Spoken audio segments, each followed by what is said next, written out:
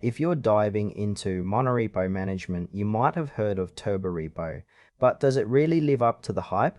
Today we're unpacking whether this tool is the right fit for your development needs or just another overhyped solution. Turborepo is designed to help developers manage monorepos more efficiently. At its core, it allows teams to share code across projects while maintaining a single repository, which can streamline workflows significantly.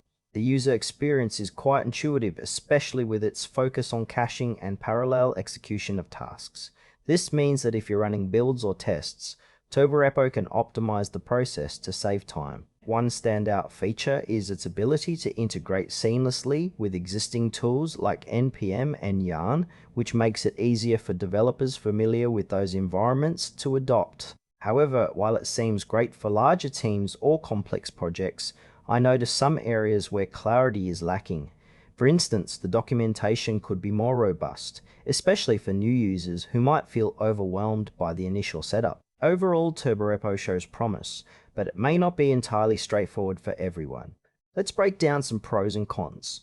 On the positive side, Turborepo excels in performance optimization, especially with its caching capabilities. It can save time for developers by running tasks in parallel, which is a big plus for larger projects. However, there are some frustrations to consider. The initial setup may pose challenges, particularly for those new to monorepos.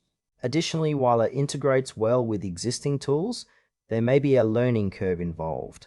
Some users have also expressed concerns about the level of community support and resources available, which could be a drawback for those seeking help. Turborepo might not suit smaller projects or teams that don't require the complexity of a monorepo setup, but for larger teams looking to streamline their workflows, it could be a valuable asset. In conclusion, Turborepo is worth considering if you're working with a larger code base and need efficient management. However, if you're a solo developer or working on smaller projects, you might want to explore simpler alternatives. Overall, it feels like a solid tool for the right audience, but be prepared to invest some time in getting it set up.